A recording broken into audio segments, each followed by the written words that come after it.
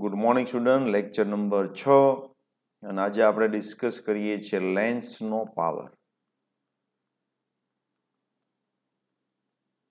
લેન્સનો power કઈ રીતે વ્યાખ્યાયિત થયેલો છે એની આપણે વાત કરી. એક કરતાં વધારે લેન્સ હોય તો એનો પાવર કેટલો થાય એ પણ વાત કરીએ. એક કરતાં વધારે લેન્સ હોય તો એનું મેગ્નિફિકેશન એટલે કે મોટવણી કેટલી હોય એની પણ આપણે આ લેક્ચરમાં ચર્ચા કરી લઈશું. પાવર એ ખૂબ અગત્યનો છે. મિકેનિકલ પાવરની તમને ખબર છે, વર્ક કરવાનો દર એટલે કે વર્ક અપોન ટાઈમ કરીએ તો આપણને મિકેનિકલ પાવર મળે.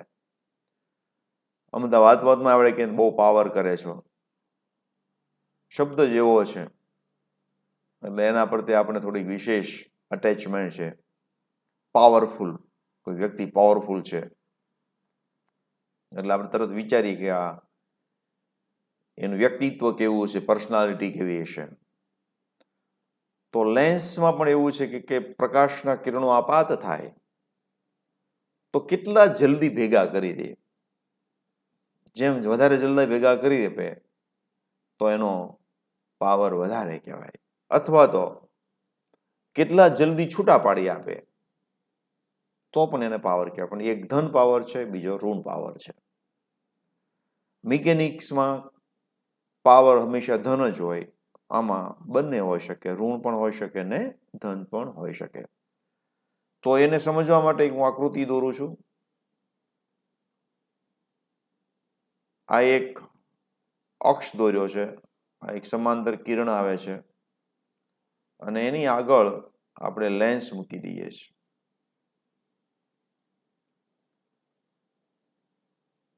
તો આ જે અક્ષ હતો, આગળ દોરી કાઢું છું.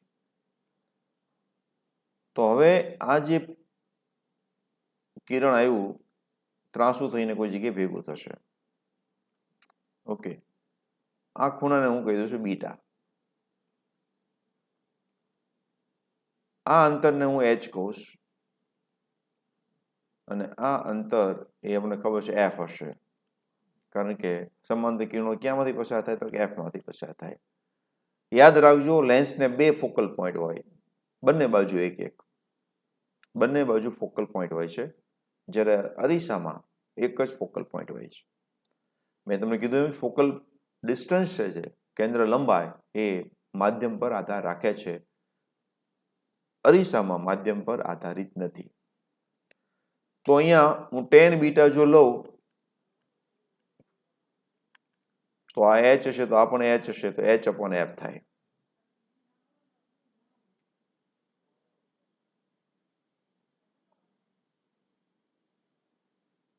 tan બીટા બરાબર શું થશે? H upon F.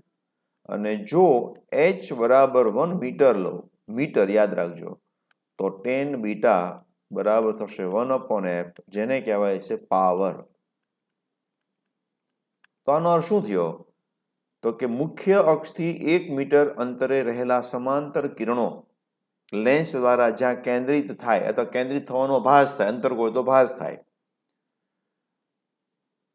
તો જે ખૂણે ભેગા થાય એના ટેનને પાવર કહેવાય. 1 મીટર અંતરે રહેલા સમાંતર કિરણો લેન્સમાંથી પસાર થઈને જેટલા ખૂણે કેન્દ્રિત થાય તે ખૂણાના ટેન મૂલ્યને પાવર કહેવાય. તો મેથેમેટિક્સમાં આવું થયું. તો ફોર્મ્યુલા આપણે આવે P બરાબર 1 upon F. Simple formula, P બરાબર 1 અપોન એફ. એફ કેમાં લેવાનું? તો તમારે મીટરમાં લેવાનું છે. કેમાં લેવાનું છે? મીટરમાં, કારણ કે આ એચ મીટરમાં લીધું, એફ મીટરમાં જ લેવું પડે. તો આનો એકમ થશે મીટર ઇનવર્સ. પરંતુ એનો સામાન્ય ઉપયોગ જે મેડિકલ સાયન્સમાં કરે છે એને કહેવાય છે ડાયોપ્ટર. તો ડાયોપ્ટર એ પાવરનો એકમ છે. પાવરનો એકમ શું છે? ડાયોપ્ટર. તો કે જો કેન્દ્ર લંબાઈ 20 સેન્ટીમીટર હોય તો લેન્સનો પાવર કેટલો? સિમ્પલ હાવ, લેન્સનો પાવર કેટલો? તો ફોર્મ્યુલા આપણી છે P is equal two 1 upon F. એટલે ઘણા વિદ્યાર્થીઓ આવી ભૂલ કરે છે, 20 સેન્ટીમીટરમાં લખે તો સેન્ટીમીટરમાં નથી લખવાનું, મીટરમાં કન્વર્ટ કરવાનું છે. તો 100/20 થશે, એટલે કે 5 ડાયોપ્ટર કહેવાય. મીટરમાં લખવાનું છે, સેન્ટીમીટરને આપણે મીટરમાં કન્વર્ટ કરવાનું છે. તો 5 ડાયોપ્ટર કહેવાય. જે ડોક્ટરો 5 નંબર આવ્યા છે, એમ કે 2.5 નંબર આવ્યા, એમ કે ડાયોપ્ટરમાં લખેલું હોય છે. જો એફ ઋણ હોય, એવું જરૂરી નથી કે બહિર્ગોળનો એફ ધન જ હોય, ક્યારેક ઋણ પણ હોઈ શકે. મેં તમને કીધું માધ્યમ ઉપર આધાર રાખે, તો માઇનસ કરવાનું. એફની જે નિશાની છે એ તમારી પીની નિશાની થશે. બરાબર છે? આ એક લેન્સ હોય તો આવું થશે. જો એક કરતા વધારે લેન્સ હશે અને સંપર્કમાં મૂકેલા હોય તો એક લેન્સ, એના સંપર્કમાં મેં બીજો લેન્સ મૂકી દીધો છે, તો ફોર્મ્યુલા ડિરાઈવ કરવી ઇઝી છે, એટલે હું એમાં નથી પડતો. તો 1/f થશે 1/f1 પ્લસ 1/f2, અને પાવર થશે p = p1 પ્લસ p2. યાદ રાખો, અહીંયા મારે બેઝિક સરવાળો લેવાનો છે. બેઝિક સરવાળો ધન ઋણને ધ્યાનમાં લેવાના. એક અંતર્ગોળ છે તો એનું ઋણ હશે, બહિર્ગોળ હશે તો ધન હશે, એરમાં હશે તો. મોટવણી કેટલી થાય તો એ પણ હું ડાયરેક્ટ ફોર્મ્યુલા લખું છું. મોટવણી બરાબર m1 × m2, બંનેની મોટવણીનો ગુણાકાર, એટલે તમને પરિણામી મોટવણી મળશે. આ સંપર્કમાં હોય ત્યારની વાત છે. લેન્સ સંપર્કમાં હોવા જોઈએ, અને જો સંપર્કમાં ન હોય તો શું કરવાનું? તો જો ડી અંતરે લેન્સ મૂકેલા હોય, એક લેન્સ અહીંયા છે, બીજો લેન્સ અહીંયા છે, અને એની વચ્ચેના ઓપ્ટિકલ સેન્ટરનું અંતર સ્મોલ ડી હોય, તો એના માટેની ફોર્મ્યુલા ડિરાઈવ નથી કરવાની તમારે. તો એ થશે 1/f = 1/f1 plus 1/f2 minus d/f1/f2. પાવરની ફોર્મ્યુલા જોતી હોય તો p બરાબર p1 plus p2 minus d p1 p2. યાદ રાખવાનું ખાસ, એકમ તમારે મીટરમાં લેવાના છે, તો પાવર ડાયોપ્ટરમાં આવશે. ઓકે. એરમાં હોય તો બહિર્ગોળ માટે ધન, એર માધ્યમ માટે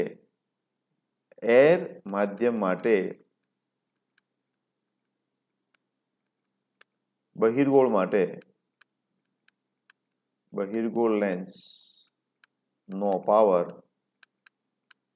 ધન, અને અંતર્ગોળ લેન્સનો પાવર ઋણ.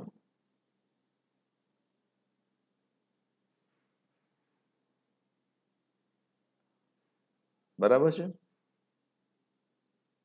ઋણ. અને એકમ છે ડાયોપ્ટર. તો ફરી વાર એકવાર નજર ફેરવી લ્યો કે આ જો અંતર 1 મીટર હોય, જે અહીંયા ભેગા થાય તો ખૂણો બીટા બન્યો, તો એ tan બીટા ને એવું કહેવાય. અને જો અંતર્ગોળ હશે તો શું થશે? ધારો કે અંતર્ગોળ લેન્સ મૂકે, આમાં આકૃતિ દોરેલ, તમને કમ્પેરિઝનની ખબર પડે. એટલે ધારો કે મેં અહીંયા અંતર્ગોળ લેન્સ મૂકેલો છે. ઓકે, તો આ કિરણ આમ જશે અને એ હું બેક લઈ લઉં તો અહીંયા ભેગું થશે. તો આ અંતર એ શું કહેવાય? f કહેવાય. મેં 1માં 2 બતાવ્યા છે કમ્પેરિઝન કરવા માટે, ખરેખર મારે ફિગર જુદી કરવાની હોય. ઓકે, તો એક નાનકડો ટોપિક છે પણ ખૂબ જ અગત્યનો છે. લેન્સનું કોમ્બિનેશન હોય તો શું થાય એની પણ આપણે વાત કરી દીધી. હવે આગળની જે આપણે ચલાવ્યું છે એની થોડીક હું પાછી ચર્ચા કરવા માંગુ છું. જે ફોર્મ્યુલા આપણે મેળવી 1/v minus 1/u is equal to 1/f is equal to n2 minus n1 upon n1 1/r1 minus 1/r2. Okay, જો લેન્સ પાતળો ન હોય, જાડો હોય, તો ગણતરી કઈ રીતે કરવી એ પહેલા સમજી લઈએ. જો લેન્સ જાડો હોય તો પ્રતિબિંબનું સ્થાન કેમ શોધવું?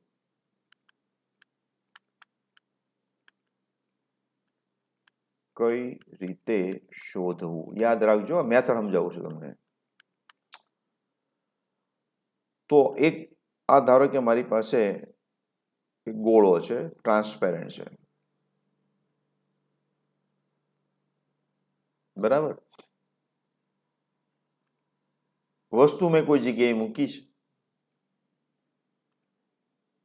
અહીંયા આગળ.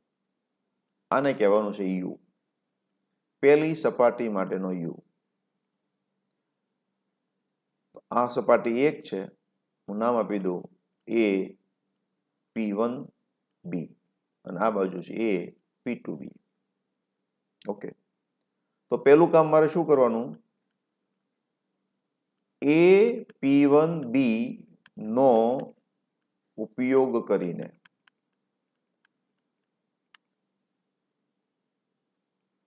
V1 શોધો. આ પહેલું કામ કરવાનું.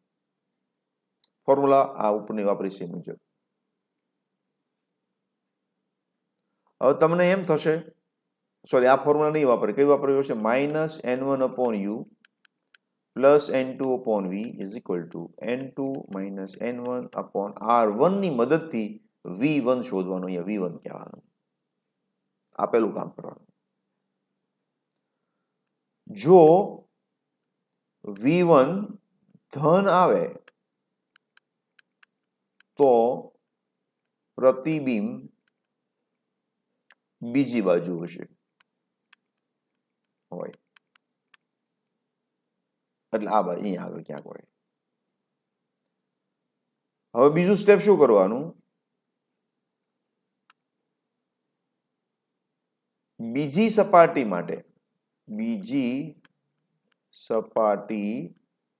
માટે વસ્તુ અંતર બરાબર જે V1 હતું એમાંથી 2r બાદ કરવાનું. ખબર પડી કેમ? અહીંયાથી અંતર છે તમારું V2 છે, સોરી V1 છે, પણ અહીંયાથી કેટલું થાય? એ મારું U2 બનશે. તો 2r બાદ કરવું પડશે, તો 2r બાદ કરવાનું. ઓકે, 2r બાદ કરવાનું. હવે પાછી ઉપરની ફોર્મ્યુલા લગાડવાની. તો કે -n1/u plus n2/v is equal to n2 - n1/r આપણી ફોર્મ્યુલા છે. હવે n1 તરીકે મારે શું લેવાનું? તો કે n2 લેવાનું. અને n2 તરીકે શું લેવાનું? n1 લેવાનું. સમજો ખાસ. તો અહીંયા મારે n2 ની જગ્યાએ શું આવી જશે? n1 આવી જશે, અહીંયા આવશે 2.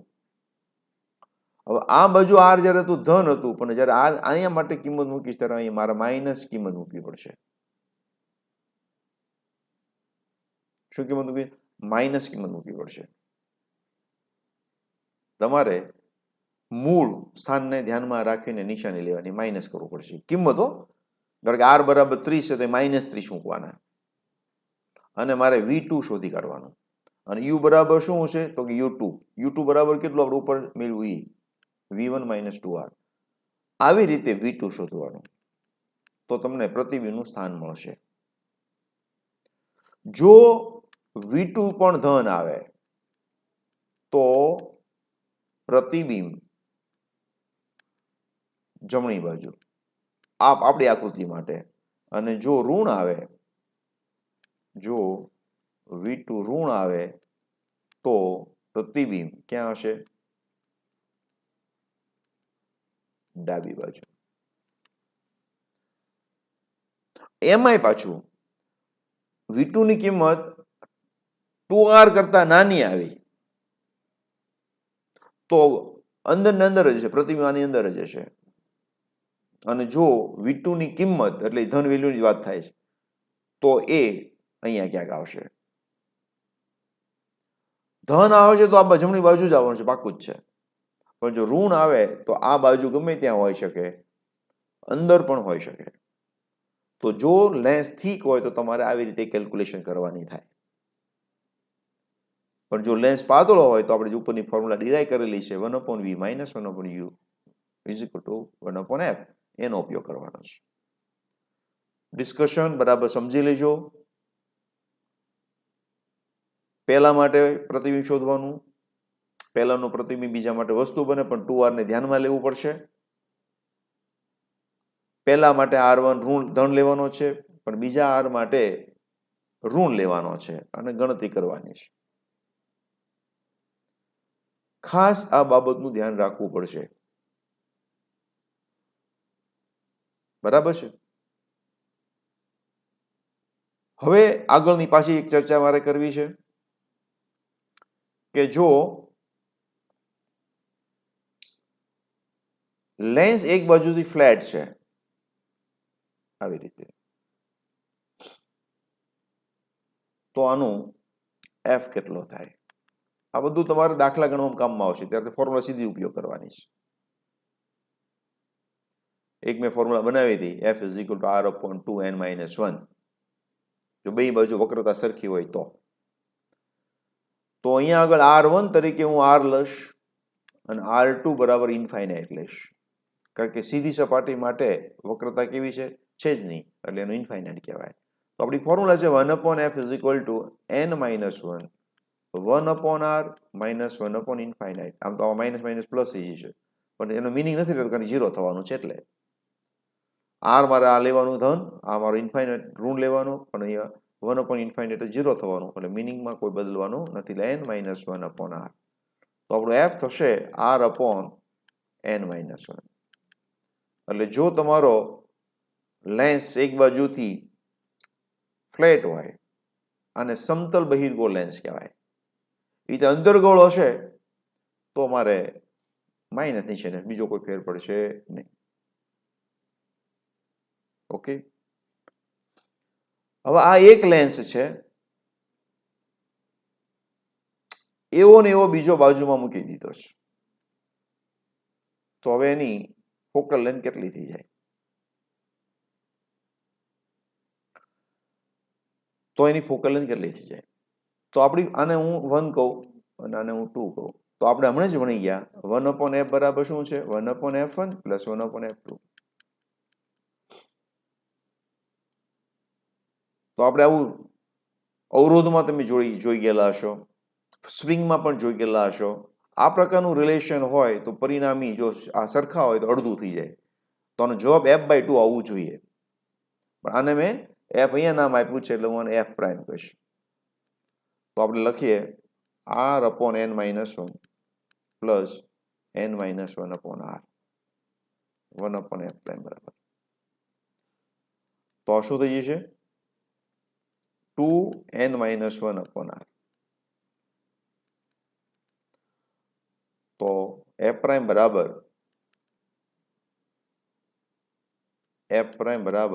r/2n-1.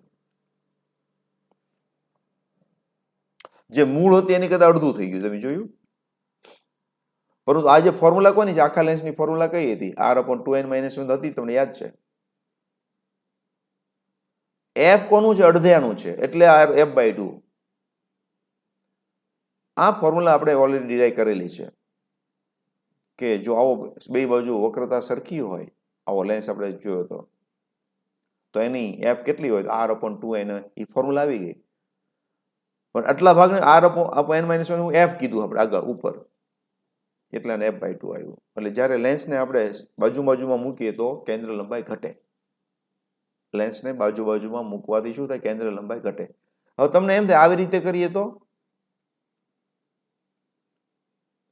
તો શું થશે? આવી રીતે કરીએ તો શું થશે? તો તમારે આમ બેઝિક વિચારવાનું.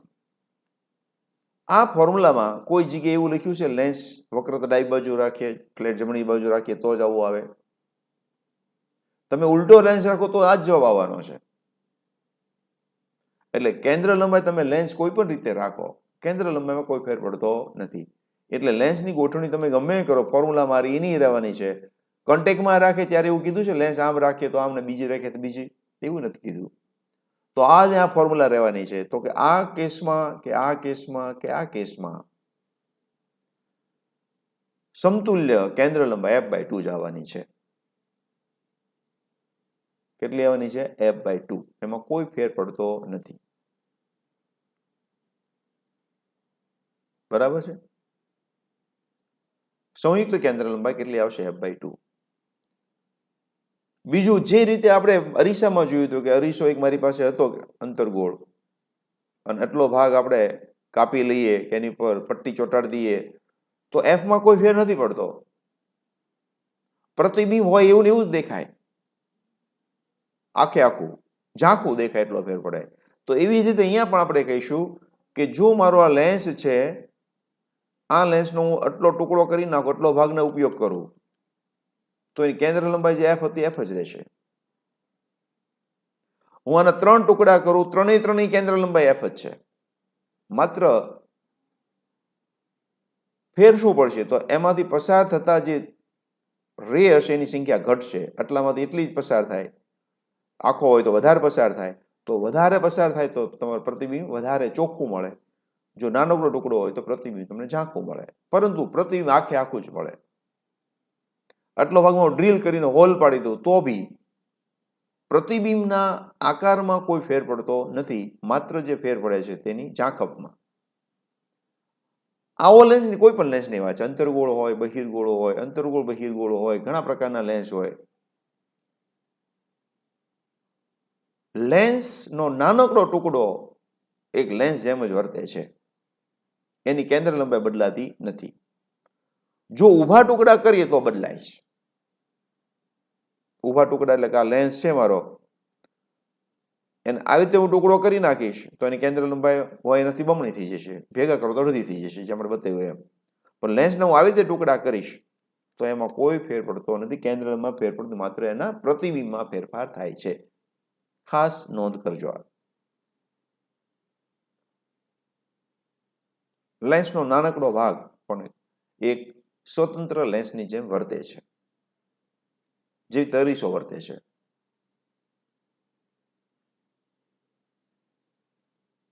ઓકે.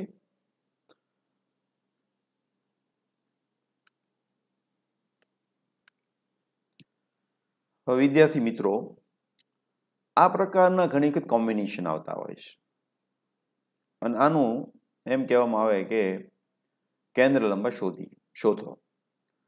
તો આ એક અડધો લેન્સ છે, અડધો આમ લેન્સ તો આખો જ કહેવાય, પરંતુ આપણે ઊભા ફાળિયા કરેલા છે. એક બાજુ ફ્લેટ છે, બીજી બાજુ વક્ર છે. આની આ વાત અંતર્ગોળ માટે પણ કરી શકાય. અને આ બાજુ હું સિલ્વર લગાડી દો તો ત્યાં આગળ મેં એક મિરરની ચોંટાડી દીધો છે. તો એમ કહી શકાય એક લેન્સ વત્તા સમતલ અરીસાનું કોમ્બિનેશન છે. બીજો જે છે આ એક લેન્સ અને અંતર્ગોળ અરીસાનું કોમ્બિનેશન છે, અને આ એક બહિર્ગોળ લેન્સ વત્તા અંતર્ગોળ અરીસાનું કોમ્બિનેશન છે. તો ત્રણેય માટે એફ કેટલું એ મારે ગણવાનું છે. તો અહીં આપણે આમ ગણી શકીએ 1/f = 1/f1 + 1/f2. સીધી વાત કરી લેવાની.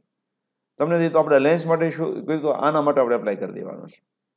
શોર્ટકટમાં તમને ફોર્મ્યુલા મળી જશે 1/f lens + 1/f mirror, f lens plus mirror. Okay, અહીંયા પણ 1/f = 1/f lens + 1/f mirror. આની આપણે ફોર્મ્યુલામાં મેળવી છે કે r/n-1, તો r/n-1, n એટલે વક્રી ભવનાંક, પ્લસ સમતલ અરીસો છે. સમતલ અરીસાની કેન્દ્ર લંબાઈ કેટલી હોય? અનંત હોય, એટલે કે 1/∞. તો આનો જવાબ આવ્યો f = r/n-1. સોરી,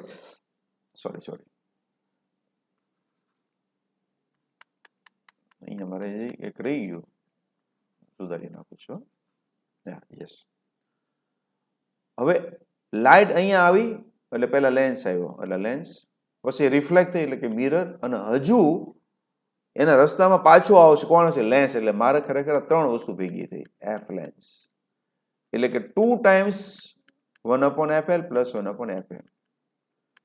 તો 2fl શું હતું? r/n-1. તો f આવ્યું r/2n-1. તો આટલી કેન્દ્ર લંબાઈ કહેવાય આની. આના માટે ફરી વખત અહીંયા લેન્સ આવ્યો તો લેન્સ, પછી મિરર આવ્યો તો મિરર, અને પાછો લેન્સ, એટલે કે 1/FL. એટલે કે 2 ટાઈમ્સ 1/FL. ફોર્મ્યુલા આપણી શું છે? તો કે R/n-1, જ્યાં ઉપર હતું એ જ, પ્લસ અંતર્ગોળ અરીસો છે. અંતર્ગોળ અરીસાની કેન્દ્ર લંબાઈ કેટલી? R/2. તો આનું આપણે સાદું રૂપ આપી દઈએ તો R કોમન આવશે, અહીંયા 2n આવશે, -2 + 2, એટલે કે 2n+1, 2n+1/R. તો F મારું કેટલું થઈ જશે? R/2n+1. સોરી, ઉડી જાય, 1 ક્યાંથી આવ્યા? R/2n. Yes, R/2n. આ મારી કેન્દ્ર લંબાઈ આવી. જો લેન્સ આ રીતે હોય તો સિલ્વર કરેલું, અને જો આવ્યું હશે તો એની ડેરિવેશન કરી નાખીએ. તો ડાયરેક્ટ અહીંયા 2 વખત આવું, 2 વાર લખી લઉં. તો હવે આખો લેન્સ છે, આ બે બાજુ બહિર્ગોળ છે, તો કે 2, આપણી ફોર્મ્યુલા હમણાં જ મેળવી, R/2n-1. અહીંયા જો R/2n-1 આ જે છે ને એનો આપણે ઉપયોગ કર્યો. મેં સીધું કિંમત મૂકી એટલે એ ઉપર જતું રહેશે. પ્લસ મિરર શું છે? R/2. તો આનું આપણે સાદુરૂપ આપી દઈએ તો શું આવશે? જો R આપણે લસા લઈ લઈશું તો અહીંયા આગળ 4n - 4 + 2 ઇઝ ઇક્વલ ટુ શું થશે? ઇઝ ઇક્વલ ટુ થશે, અહીંયા માઇનસ પ્લસ થઈ જશે, એટલે કે 4n - 2 ડિવાઈડ બાય R. આ 1/F ની ફોર્મ્યુલા છે. તો આપણી પાસે F આવશે R/2 બ્રેકેટમાંથી લઈ લો 12, તો n 2n-1. તો 3 ફોર્મ્યુલા આવી. જો પહેલી માટે શું હતી, બીજા માટે શું હતી? તો પહેલા માટે R/2n-1, બીજા માટે R/2n, અને ત્રીજા માટે R/2 2n-1.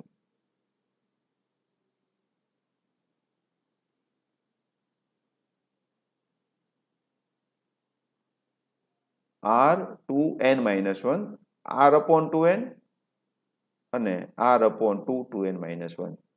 3 ફોર્મ્યુલા તમારે યાદ રાખવાની થઈ. F is equal two R/2n-1, બીજી આવી F is equal two R/2n.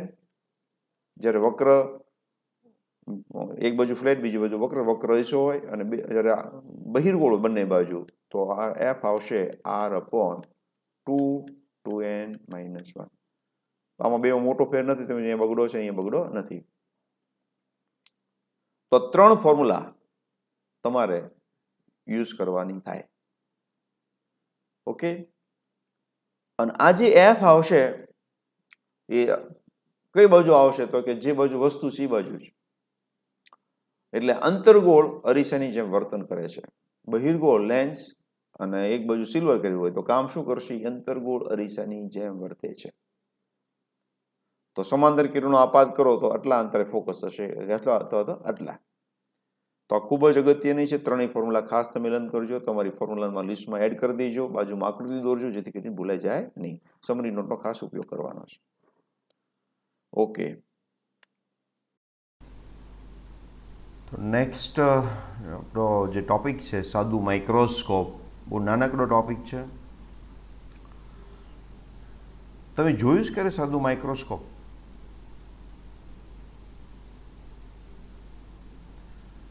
હું નથી માનતો કોઈએ ન જોયું હોય, પરંતુ ખબર ન હોય કે આને સાદું માઇક્રોસ્કોપ કહેવાય. તો તમને એ થશે આ શું? એ કંઈ જ નહીં પણ બિલોરી કાચ, જેને આપણે અત્યારે કહીએ છીએ બહિર્ગોળ લેન્સ. જેનું કામ છે નાની વસ્તુ હોય એને મોટી તરીકે જોવી. લાઇટ કોન્સન્ટ્રેટ કરવા માટે આપણે વાપરીએ છીએ. હીરાવાળા યુઝ કરે છે, તમને ખબર હશે. ડૉક્ટર બી યુઝ કરતા હોય, સ્કિન સ્પેશિયાલિસ્ટ ખાસ એનો ઉપયોગ કરતા હોય, વેલ્ડિંગ સોલ્ડરિંગ કરતા હોય ઇલેક્ટ્રોનિક્સ આઇટમમાં તો એ પણ એનો ઉપયોગ કરતા, ઘડિયાળ રિપેર કરતા હોય તો એ આંખમાં પહેલાં, હવે તો એ ઘડિયાળ નથી રિપેર થતી, પહેલાં આવતી ચાવીવાળી ઘડિયાળો, તો એમાં જે યુઝ થાય છે એ કહેવાય સાદું માઇક્રોસ્કોપ, જેમાં એક બહિર્ગોળ લેન્સ વાપરવામાં આવે છે. આની સમજણ આપતા પહેલાં એક શબ્દ છે નિયર પોઈન્ટ ડિસ્ટન્સ. એ શું છે એની બી ચર્ચા સાથે કરવી જરૂરી છે. તો આપણે હાથમાં બુક તમે લ્યો તો અમુક અંતર જ્યારે થાય ત્યારે આપણને વાંચવાની વધારે મજા આવે છે. ધારો કેટલા અંતરે મને મજા આવે છે, તો એ અંતર જ્યારે હું જોઉં તો સામાન્ય આંખ માટે હું હ્યુમન આઈ જે છે એ 25 સેન્ટીમીટર છે, 25 સેન્ટીમીટર. કોકની 26 હોય 24 હોય, પણ સામાન્ય આપણે 25 સેન્ટીમીટર કહીએ છીએ, જ્યાં આપણને વધુ સ્પષ્ટ પ્રતિબિંબ સારી રીતે આંખો ન ખેંચાય એમ. અને એનાથી દૂર જઈએ તો પ્રતિબિંબ નાનું બને, જેમ દૂર જઈએ પ્રતિબિંબ આપણી આંખમાં બને નાનું લાગે આપણને, અને નજીક લાવે તો આંખ ખેંચાય. તો જે અંતર આવું બને એને કહેવાય છે નિયર પોઈન્ટ ડિસ્ટન્સ. હવે એક વસ્તુ છે, ધારો કે આ મારી વસ્તુ છે અને એ પૂરતી ઊંચી છે અને હું એને જોઉં તો એક ખૂણો બનાવશે આ, અને આ 25 સેન્ટીમીટર હશે એટલે મને જોવામાં એવી મુશ્કેલી નથી પડતી અને દેખાય પણ છે. પણ આ અક્ષર ધારો કે ખૂબ નાના હોય, આ અક્ષરનું માપ છે માની લો, તો નાના એટલા બધા હોય કે હું 25 સેન્ટીમીટર રાખવા જાઉં તો આ બહુ નાનું બની જાય. આ નાનું બની જાય એટલે મને આ વસ્તુ સારી રીતે ન દેખાય, એટલે હું નજીક લાવવા જાઉં, નજીક લાવવા જાઉં, નજીક લાવવા જાઉં, નજીક લાવવા જાઉં, જેથી કરીને ખૂણો મોટો બનતો જાય આંખ સાથેનો. પણ જેવું આવું કરવા જાય મારી આંખ ખેંચાવા માટે આપણને ન ફાવે, મજા ન આવે, તો આપણે એક લેન્સ વાપરી છે વચ્ચે. અહીંયા લેન્સ ધારો કે મેં વાપરી દીધો, અને આ જે વસ્તુ હતી એનું પ્રતિબિંબ હું અહીંયા લઈ જાઉં છું. એટલે હું એને મોટા મેગ્નિફાય કરીને કરું છું કે આ મારી વસ્તુ હતી અને એનું પ્રતિબિંબ હું ક્યાં લઈ જાઉં છું, તો કે 25 સેન્ટીમીટર. આ આંખ છે માની લઉં છું, એટલે હું આમ કરું છું.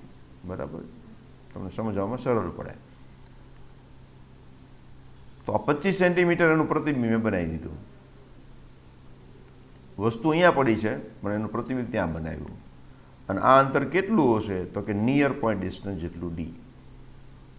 અને આ મારી વસ્તુ અંતર છે યુ.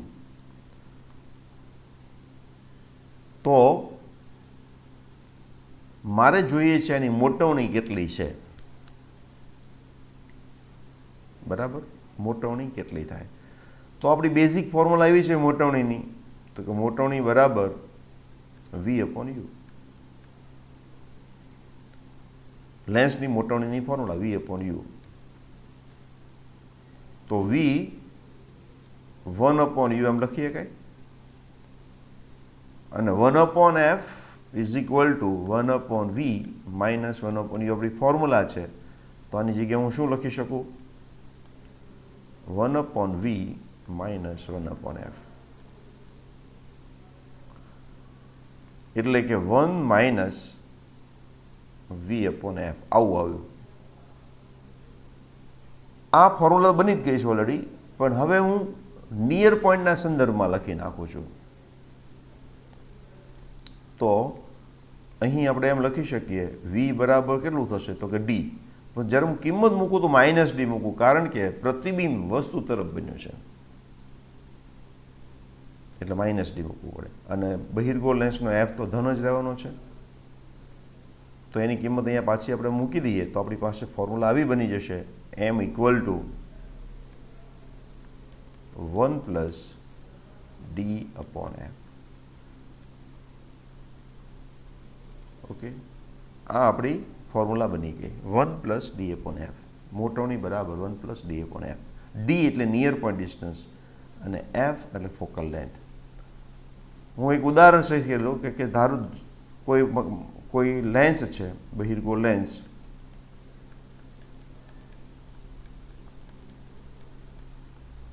ની કેન્દ્ર લંબાઈ બરાબર 5 છે સેન્ટીમીટર. તો એનો સાદો માઇક્રોસ્કોપ તરીકે મોટવણી કેટલી થાય? તો કે એમ બરાબર 1 + 25/5 2 સેન્ટીમીટરમાં છે. એટલે જો તો આ આપણને પ્રતિબિંબ 6 ગણું મોટું બતાવશે. કેટલું મોટું બતાવશે? 6 ગણું. આવી રીતે આપણે ગોઠવણી કરીશું તો બરાબર. હાવ સાદી વાત છે આ. તો અહીંયા આગળ આપણે એક સ્પષ્ટ કરી દઈએ, વસ્તુને આપણે યુ અંતરે મૂકેલી છે. જો મેં વસ્તુને એફ અંતરે મૂકી હોત તો પ્રતિબિંબ મને અનંત અંતરે મળે, અને અનંત અંતરે વસ્તુ જોઈ વધુ આપણને મજા આવે છે. કોઈ વસ્તુ નજીકની જોવા કરતાં આપણને દૂરની વસ્તુ જોવી વધારે ગમે. કેમ? તો આંખ બિલકુલ ખેંચાય જ નહીં. પરંતુ નજીક વસ્તુ આપણે થોડીક લાવવી હોય તો મારે એફને બદલે થોડા ઓછા અંતરે મૂકવાનું, જેથી કરી પ્રતિબિંબ અનંતને બદલે થોડુંક નજીક બને. અને નજીક આપણે આપણા કેસમાં 25 સેન્ટીમીટર. પણ જો હું પ્રતિબિંબ અનંત અંતરે બનાવું તો મોટવણી હવે કેટલી થાય? પ્રતિબિંબને ક્યાં બનાવવાનું? અનંત અંતરે. અત્યારે ક્યાં બનાવ્યું છે? ડી અંતરે. તો હવે મોટવણી કેટલી થશે? તો એની આપણે ચર્ચા કરી લઈએ. તો એ માટે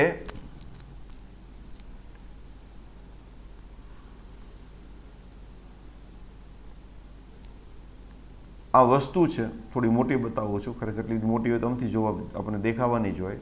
અને હું અહીંયાથી જોઉં છું તો આ ખૂણો બન્યો છે θ0. આ h છે અને અહીંયા વસ્તુ અંતર u છે. તો અમુક ખૂણો બનાવે છે અત્યારે θ0. હવે આપણે પ્રતિબિંબ અનંત અંતરે લઈ જઈએ છીએ. બરાબર. કઈ રીતે અનંત લઈ જઈએ? કે એચ ને હું એફ પાસે લઈ જાઉં છું. વસ્તુને મેં ક્યાં રાખું છું? એફ પાસે. અત્યારે ક્યાં છે?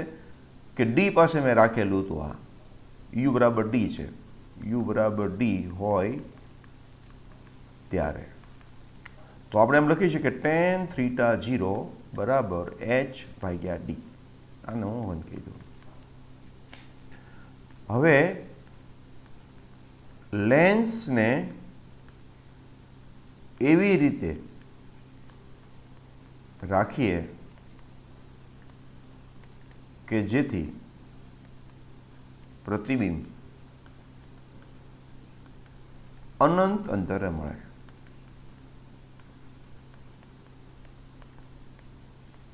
ઓકે. તો લેન્સને આપણે ગોઠવી દઈએ અને પ્રતિબિંબ અને અનંત અંતર મળવાનું છે. તો આપણે મોટવણીની ફોર્મ્યુલા આવી છે m = h' / h = v/u. આ આપણી બેઝિક ફોર્મ્યુલા છે.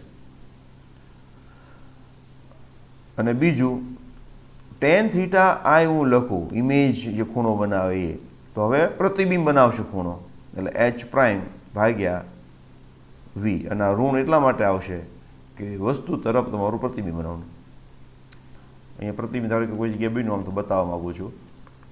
આ અંદર કેટલું હશે? તો કે v હશે. અનંત અંતરે ખરેખર તો છે, v ખૂબ જ લાંબુ છે. અને આ h' છે અને બનાવેલો ખૂણો θi. ઓકે. તો આના પરથી આપણે એમ લખી શકીએ -1/v h' ની ફોર્મ્યુલામાં આનો ઉપયોગ કરી લઈએ તો h' બરાબર શું થઈ જશે? અહીંયા v/u ઇન્ટુ h. તો અહીંયા હું લખું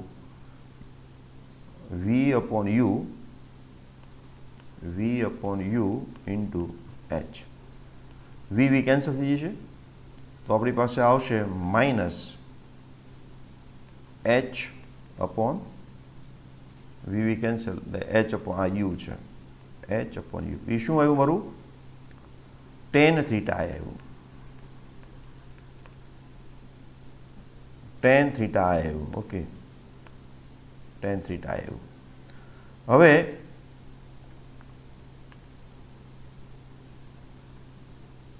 મારી મોટવણી એટલે એમ થયું કે કેટલા ગણો ખૂણો મોટો બને છે, પહેલાં જે હતો એના કરતાં કેટલા ગણો ખૂણો મોટો બનશે એમ બી વ્યાખ્યાયિત થાય છે. એ સ્પષ્ટ આપણે નથી બતાવેલી, પરંતુ આપણે એમ બી કહી શકીએ કે મોટવણી એટલે મોટવણી બરાબર theta I upon theta zero એમ કંઈ કહેવાય. અને ખૂણો નાનો ખૂણો હોય તો આપણે ટેન થીટા બી લખી શકીએ. તો થીટા આઈ બરાબર શું આવ્યું? તો કે માઇનસ એચ અપોન યુ. તો થીટા આઈ બરાબર ટેન થીટા એ લખી શકાય, minus H upon U divide by theta zero આપણે ઉપર લીધેલું હતું H upon D, H upon D. હવે એચ જ કેન્સલ થઈ જશે તો આપણે આવશે ડી અપોન યુ. અને યુ કેટલું આપણે રાખેલું છે? તો કે માઇનસ એફ જેટલું રાખેલું છે. અહીં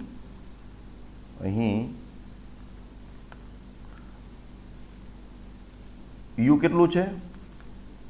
માઇનસ એફ જેટલું. અંતર એફ છે અને આ ઋણ કિંમત મૂકવાની હોય મારે, ત્યારે પ્રતિબિંબ ક્યાં મળવાનું છે? અનંત મળવાનું છે. તો આપણે મેગ્નિફિકેશન શું થશે કે ડી અપોન એફ. બે ફોર્મ્યુલા બની. જ્યારે નિયર પોઈન્ટ પાસે ડિસ્ટન્સ હોય, નિયર પોઈન્ટ પાસે પ્રતિબિંબ મળે તો 1 પ્લસ ડી અપોન એફ, અને અનંત અંતરે જ્યારે બને ત્યારે ડી અપોન એફ. તો બે ફોર્મ્યુલા સાદા માઇક્રોસ્કોપની. 1 પ્લસ એમ બરાબર 1 પ્લસ ડી અપોન એફ. પ્રતિબિંબ ક્યાં બનશે? પ્રતિબિંબ ડી અંતરે. અને ડી અપોન એફ ક્યારે યુઝ કરવાનું? જ્યારે પ્રતિબિંબ અનંત અંતરે. ઓકે, આ બે વસ્તુ તમારે ધ્યાનમાં રાખવાની થાય છે. સાદા માઇક્રોસ્કોપની વાત છે, સાદા માઇક્રોસ્કોપની આ વાત છે.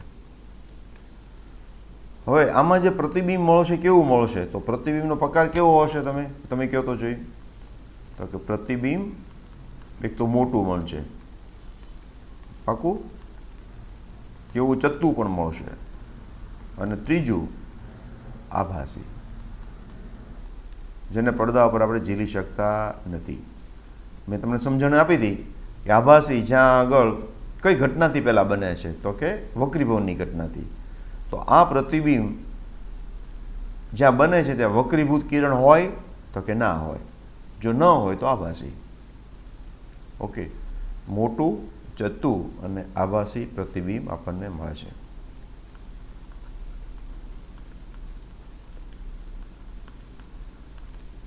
આવું કહીએ કે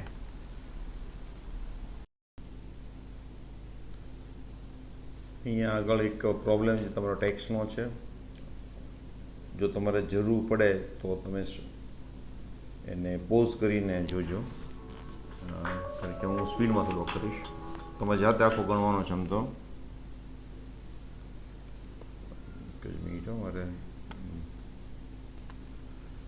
તો એક હવામાં રાખેલા એક બિંદુવત પ્રકાશ છે અહીંયા આગળ, અને આ એક બહિર્ગોળ સપાટી છે. તમને વક્રતા ત્રિજ્યા આપેલી છે. તો ક્યાં આગળ પ્રકાશ ઉદ્ગમ 100 સેન્ટીમીટર દૂર છે, પ્રતિબિંબ કયા સ્થાને રચાશે? તો આપણી વક્ર સપાટી પાસેનું વક્રીભવનનું ફોર્મ્યુલા બાર એર એટલે n1 1, n2 1.5. તમે યુ આપેલું છે 100, પણ મારે -100 મૂકવાના, વી મારે શોધવાનું છે, અને વક્ર તમારે ધન લેવાની 20. ગણતરી તમે કરી કાઢી. આનો દાખલો તમે બહિર્ગોળને બદલે અંતર્ગોળ હોય તો શું આવે એ તમારે જવાબ લાવવાનો છે. આ જે છે એ બહિર્ગોળ માટે છે. અંતર્ગોળ માટે શું આવે એ તમારો નેક્સ્ટ પ્રોબ્લેમ હશે. જવાબ તમે લાવી દીજો આ રીતે. 100 સેન્ટીમીટર આવે છે, ધન આવે છે એની બાજુ, એનો અર્થ જમણી બાજુ. એક જાદુગર, આ મેં દાખલો કરાવી દીધો છે, તમે કરી કાઢજો. કાચના એક લેન્સનો તમને પાવર આપેલો છે. તો પાવર કેટલો હશે? તો પાવર સીધી ફોર્મ્યુલા.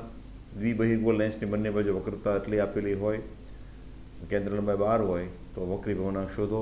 તો આપણી ફોર્મ્યુલા છે. આ બી તમે જરૂર પડે તો પોઝ કરીને જોજો, અધરવાઇઝ તમે ડાયરેક્ટ આગળ જઈ શકો. 1/f એ આપેલું છે, ng ગણવાનું છે, R1 એટલે 10 અને R2 એટલે -15 લેવાનું. મેં તમને પહેલાં કીધું હતું, તો n મળી જશે.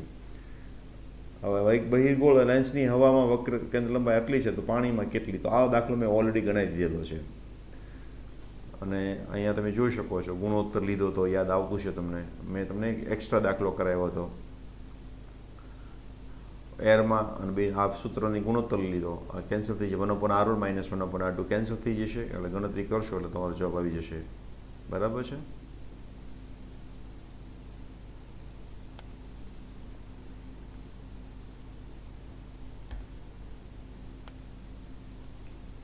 આકૃતિમાં દર્શાવેલ લેન્સના સંયોજન માટે પ્રતિબિંબનું સ્થાન શોધો. તો આ પણ દાખલો એવો છે, તમારે જાતે કરવાનો છે, પણ હું તમને કહી દઉં. પહેલાં આ લેન્સ લઈશું, એનું પ્રતિબિંબ શોધી કાઢીશ. એટલે પ્રતિબિંબ તો 15 સેન્ટીમીટર આવે છે. સૂત્ર તમને યાદ છે લેન્સ માટેનું, 1/v - 1/u બરાબર 1/f. 15 સેન્ટીમીટર ધન એવો એનો અર્થ થયો. તો અહીંયા જમણી બાજુ, તો અહીંયાથી કેટલું અંતર થાય? તો 5 બાદ કરવાનું, તો બીજા માટે વસ્તુ અંતર થઈ જશે. 15 - 5 એટલે 10. F2 મારે ઋણ લેવું પડશે, કારણ કે આ કેવો છે? અંતરગોળ, સમતલ અંતરગોળ છે. કેવો છે? સમતલ અંતરગોળ. તો એ V2 શોધી કાઢવાનું. V2 અનંત આવ્યું. V2 અનંત આવ્યું એનો અર્થ ખૂબ જ દૂર, અને કોઈ પણ વસ્તુ દૂર પડી હોય તો એનું સ્થાન ક્યાં મળે પ્રતિબિંબનું? તો કે એની કેન્દ્ર લંબાઈ પાસે. તો V3 આપણે આવશે 30 સેન્ટીમીટર. કેટલું આવશે? 30 સેન્ટીમીટર. ઓકે, આ બી ફાસ્ટ મેં ચલાવ્યા છે. જરૂર પડે તો તમે પોઝ કરજો. સાદું માઇક્રોસ્કોપ ટોપિક થઈ ગયો છે. આ દાખલો બી થઈ ગયો છે. 9.1 9.2 15 સેન્ટીમીટર કેન્દ્ર લંબાઈ ધરાવતો બહિર્ગોળ અરીસાથી 4.5 મીટર સેન્ટીમીટર ઊંચાઈવાળી સોયને 12 સેન્ટીમીટર દૂર મૂકવામાં આવે છે. પ્રતિબિંબનું સ્થાનને મોટવણી શોધો. સોયની અરીસાથી જેમ દૂર લઈ જવામાં આવે તો શું થશે? એ જવાબ આપવાનો છે. તો અહીંયા બી સૂત્ર મારું 1/v - 1/u = 1/f. F તમને 15 આપ્યું છે, બરાબર. 4.5 ઊંચાઈ છે, એટલે h બરાબર 4.5 સેન્ટીમીટર. u તમને આપ્યું છે 12, એટલે મારે -12 મૂકવાના. v શોધી કાઢવાનો છે. મોટવણી તો m બરાબર, તમે ડાયરેક્ટ v યુઝ કરી શકો અરીસા માટે.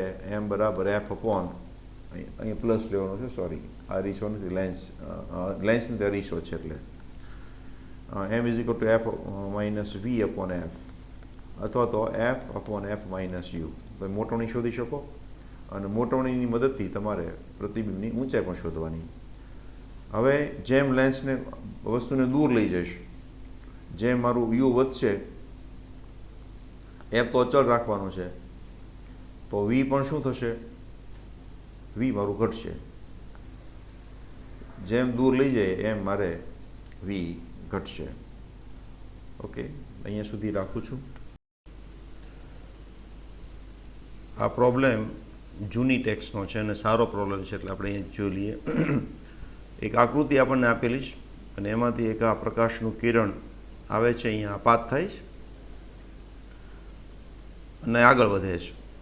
આ માધ્યમ જેવું શરૂ થયું તો એનો વક્રીવર્ણ આ રીતે બદલાય છે, અચળ નથી. તમે જોઈ શકો છો કે n એ વાયનું વિધેય છે, એટલે જે વાય વધે તેમ આ ઘટે, આ ઘટે એટલે વક્રીવર્ણ ઘટે, અને વક્રીવર્ણ ઘટતો હોય તો લગથી દૂર છે, એટલે દૂર તરફ બતાવેલું છે. તો બહુ ઊંડાઈ જઈએ એટલે વાય જ્યારે અનંત લઈએ ત્યારે થીટા કેટલો હોય આપણે જોવાનું છે. તો સ્નેલના નિયમની મદદથી આપણે લખી શકીએ n1 sin θ1 = n2 sin θ2.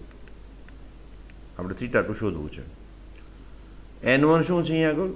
તો કે અહીં n1 બરાબર, આપણે ફોર્મ્યુલામાં y બરાબર 0 લઈ લઈએ. આ બિંદુ પાસે y કેટલો હશે? 0 હશે. તો આ 0 લવશે તો શું આવશે? 1.8 આવશે.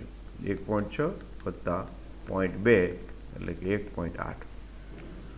n2 કેટલું થશે? તો કે અહીંયા અનંત લઈ લઉં તો છેદમાં અનંત એટલે 0 થઈ જશે, એટલે 1.6. θ1 બરાબર 30 ડિગ્રી અને θ2 આપણે શોધવાનું છે. તો આપણે n1 એટલે કે 1.8, sin θ1 એટલે કે 30 ડિગ્રી બરાબર n2 એટલે કે 1.6 sin θ2. તો 1.8 ગુણ્યા 1/2, 1.6 આ બાજુ લઈ આવું, = sin θ2. એટલે કે θ2 બરાબર શું થઈ જશે જુઓ, આ 9 દુ 18 અને 8 દુ 16 ઉડી ગયા ભાઈ, તો 9 ભાગ્યા 16, 9 ભાગ્યા 16 નો સાઇન ઇનવર્સ. હવે આ તમારે જોવાનું રહ્યું કેટલો આવશે, એ તમારો જવાબ આવશે. બરાબર છે. આ ટાઈપના પ્રશ્નો આવતા હોય છે. વેરિયેબલ એન તમારો હોય તો શું થાય, એવું પણ પૂછે કે આ આગળ વધતો જ 90 ડિગ્રીનો થઈ જાય છે તો કેટલી ઊંડાઈ હશે, એવું પણ પૂછીએ કાંઈ. કેટલી ઊંડાઈ θ 90 થાય તો આ મારે 90 લઈ લેવાનું, એમ કરી મારે N2 શોધી કાઢવાનો. એ N2 જે આવશે એ અહીંયા મૂકી દઈશું અને y શોધવાનો. જેમ આગળ જશે એમ ખૂણો વધતો કેટલો થઈ 90 થઈ જશે. તો મારો θ 90 બનાવીને પછી મારે ગણતરી કરવાની, તો મને ઊંડાઈ મળી જશે.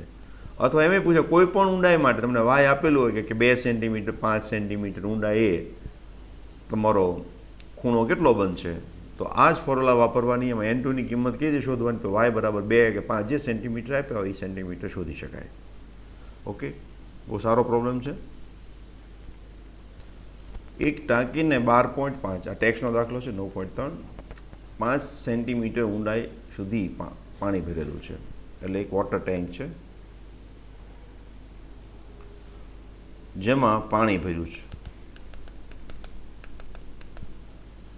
કેટલું છે તો કે 12.5 સેન્ટીમીટર. ટાંકીના તળિયે સોયની આભાસી ઊંડાઈ માઇક્રોસ્કોપને માપીએ છીએ. એટલે અહીંયા એક નીડલ છે તળિયે એક નીડલ છે અને એ નીડલ કેટલી દૂધ ઊંડાઈ ઉપર છે એ આપણે માઇક્રોસ્કોપની મદદથી શોધીએ છીએ. એ માઇક્રોસ્કોપ મૂકેલો છે. બરાબર. હવે એ જોવે તો શું ખબર પડે કે 9.4 છે, 12.5 નથી પણ 9.4. નીડલ અહીંયા દેખાય છે અને આ કેટલું દેખાય 9.4 સેન્ટીમીટર. એટલે આને શું કહેવાય આપણે સાચી ઊંડાઈ, એટલે કે HO, અને આને શું કહેવાય HI, આભાસી ઊંડાઈ. તો પાણીનો વક્રીભવન શોધો તો આપણી પાસે ફોર્મ્યુલા છે HI/HO બરાબર N ઓબ્ઝર્વર ભાગ્યા N ઓબ્જેક્ટ.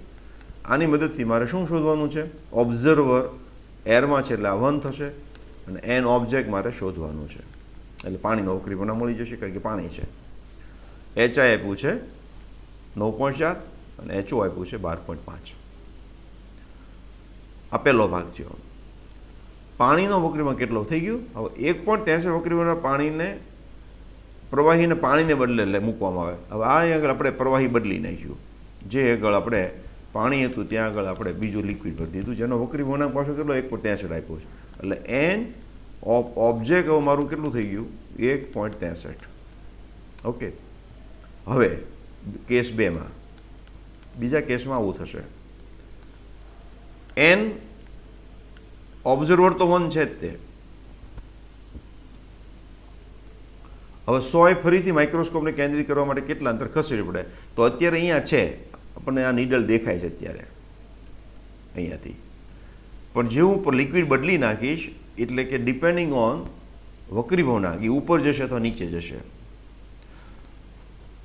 અહીં આપણે જોતા એવું લાગશે N ઓબ્જેક્ટ પાણી કરતાં પાણીનો વક્રીભવ 1.33 હોય એમ તો જો 1.33 આવવો જોઈએ, એની કરતાં વધારે મૂક્યું છે, આ વધારે છે એટલે HI મારી જે છે એ ઘટી જશે. 9.4ની જગ્યાએ ઓછો આવશે કંઈક, એટલે કે મારે ખસેડવી પડશે ઉપર, અહીંયા ક્યાંક નીડલ અહીં આવી જશે. તો હવે ફરી વખત મારે જો માઇક્રોસ્કોપને કેન્દ્રિત કરવું હોય તો કેટલું એને મારે ઉપર લેવું પડે, તો આનો જવાબ આવ્યો. તો મારે ટૂંકમાં શું કરવાનું છે, HI' શોધી કાઢવાનું છે આ જ ફોર્મ્યુલાની મદદથી. HI'/HO is equal two N observer એટલે કે 1/N ઓબ્જેક્ટ એટલે કે જે આપણે આપ્યું છે 1.63. આની પછી મને HI' મળશે. એ ઓછો આવવાનો છે તે મને આઈડિયા આવી ગયો છે. જો વક્રીભવન 1.33 કરતાં ઓછો હોત ને તો નીચે જાત, પ્રતિબિંબ ક્યાં મને નીચે, પણ પાણી કરતાં વક્રીભવન વધારે છે એટલે ક્યાં બનશે ઉપર. એટલે હવે મારે શું કરવાનું, કેટલી મારે ઉપરની લેવી પડશે તો કે ΔH બરાબર થશે HI જૂનું તું માઇનસ HI'. આ તમારો જવાબ આવશે. આ જાતે ગણવાનો છે, અને જો તમને તકલીફ પડે તો હું તમને બીજી આપી દઉં સ્લાઇડ. આમાં જો ગણેલો છે, હવે ગણેલો છે એટલે તમે, હું ઈચ્છું છું કે તમે એમાંથી નહીં જોતા, પરંતુ તમને જો જોવાની જરૂર પડે તો પોઝ કરીને જોઈને ગણતરી કાઢજો. એટલે 1.73 આવો છે, આજુ 1.33 લગભગ આવ્યું, અને બેની બાદબાકી કરશો એટલે કેટલો આવશે? 1.73. ઓકે.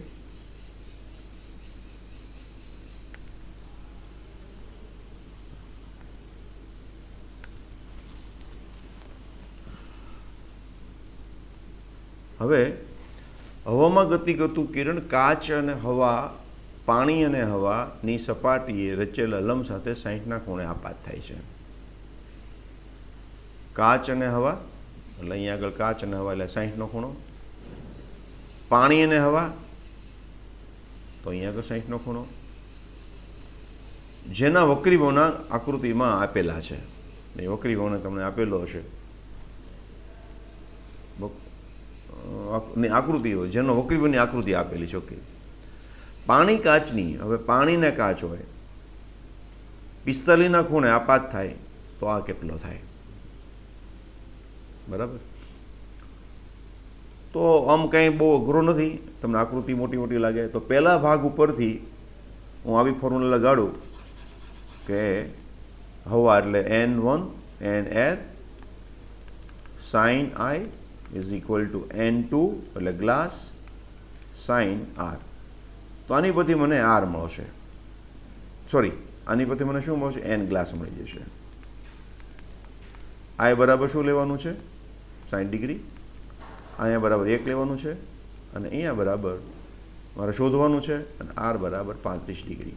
તો મને NG મળી ગયું. એટલે આ એક કામ થઈ ગયું આપણું. બીજા કેસની અંદર ફરી વાર હું યુઝ કરું તો શું થશે? એન એર sin 60 કિંમત મૂકી દઉં is equal to N water sin 47. તો આના પરથી મને શું મળશે? NW મળશે. બે કામ થઈ ગયા. હવે હું અહીંયા ફોર્મ્યુલા લગાડી દઉં કે NW, અહીં NW પાણી છે, sin 45 બરાબર N ગ્લાસ sin 30. તો મને આના પરથી શું મળી જશે? થીટા મળી જશે. અને થીટાની કિંમત આ રીતે તમે મેં શું કર્યું હતું? શોધી નહોતી રાખી અગાઉ, એટલે બધી કિંમતો મૂકતો ગયો ઉડાડવા માટે થઈને, પણ તમે કિંમત શોધી શકો અને અહીંયા કિંમત મૂકી શકો. તો આપણું આવશે N ગ્લાસ, N વોટર પહેલું, યસ, sin 45 ડિગ્રી, NW ની કિંમત આપણે અહીંયાથી મૂકી દઈશું, is equal two N glass sin theta અથવા R જે કહીએ. તો આના NG મારે ક્યાંથી આવ્યું? અહીંયાથી આવ્યું. R મારે શોધી કાઢવાનું. ઓકે, તમે આ કરી નાખજો.